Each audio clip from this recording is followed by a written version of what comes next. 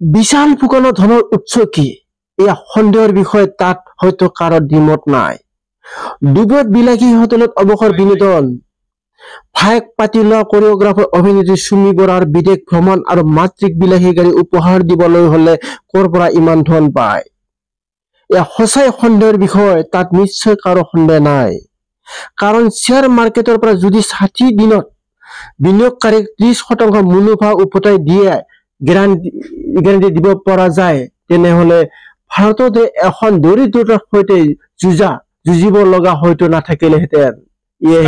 SBI, RBI, national stock exchange আদিয়ে guarantee return প্ৰতিশ্ৰুতি নীতিৰ বিৰুদ্ধে বুলি ঘোষণা কৰি থৈছে। কাৰণ বিনিয়োগৰ পৃথিৱী প্ৰত্যাহ্বান আৰু সংশয়েৰে ভৰা।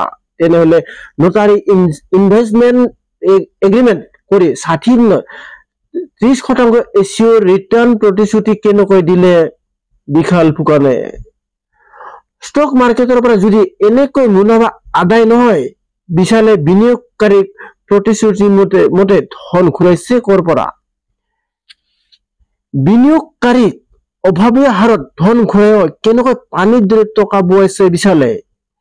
কেনেকৈ ভায়েক পাতি লোৱা বায়েকৰ বিয়াত খৰচ কৰিছে কোটি টকা? ভায়েক পাতি লোৱা বায়েকৰ বিয়াত নহয়, কোৰিঅগ্ৰাফাৰ অভিনেত্ৰী চুমি বৰাৰ ককায়েক ৰাজীৱ বৰা আৰু তেওঁৰ পত্নী তথা চুমি বৰাৰ বৌয়েক জিংকি মিলিৰ সৈতে মিলি বিশালে খুলিছে ঔষধ কোম্পানী। যি কোম্পানীৰ নাম পাৰ্চিলিয়া, সেই পাৰ্চিলিয়াৰ ডাইৰেক্টৰ জেনেৰেল বিশাল ফুকন, ৰাজীৱ বৰা আৰু জিংকি মিলি।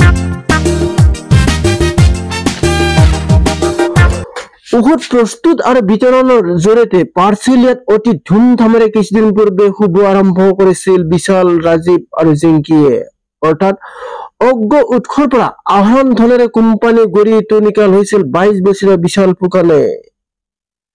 চৰ্চা মতে কোৱা হৈছে, পাৰ্চিলিয়া নামৰ কোম্পানীটোৱে নহয়, বিশাল ফুকনৰ গেৰাণ্টি ৰিটাৰ্ণত ব্যৱহৃত পোনপটীয়াকৈ জড়িত আছিল কোৰিঅগ্ৰাফাৰ অভিনেত্ৰী চুমি বৰা, ককায়েক ৰাজীৱ আৰু বৌয়েক জিংকি মিলি। এক কথাত একোটাই পাৰ্টি, বিশাল ফুকন, চুমি বৰা, চুমিৰ ককায়েক আৰু বৌয়েক। কিন্তু মূল প্ৰশ্নটো হ'ল, বিশালে ব্যৱসায় আৰু লাভ বিলাসত খৰচ কৰা ধন কোনো অগাধ উৎসৰ পৰা আহিছিল নেকি? মাত্ৰাধিক মুনাফাৰ প্ৰলোভনেৰে সাধাৰণ বিনিয়োগকাৰীৰ পৰা সংগ্ৰহ কৰা ধন এয়া। এই ক্ষেত্ৰত বাৰু তদন্তৰ প্ৰয়োজন আছে নেকি? এতিয়া প্ৰশ্ন হয়, লাখ লাখ টকা আত্মসাৎ কৰি চুমি বৰা ক'ত লুকাই আছে? মইনা কলিজা খ্যাত চুমি বৰাক আৰক্ষীয়ে বিচাৰি পাবনে? হেল্ল' গাইজ, আপোনালোকে চাই আছে ৰবিন ব্লগ ইউটিউব চেনেল।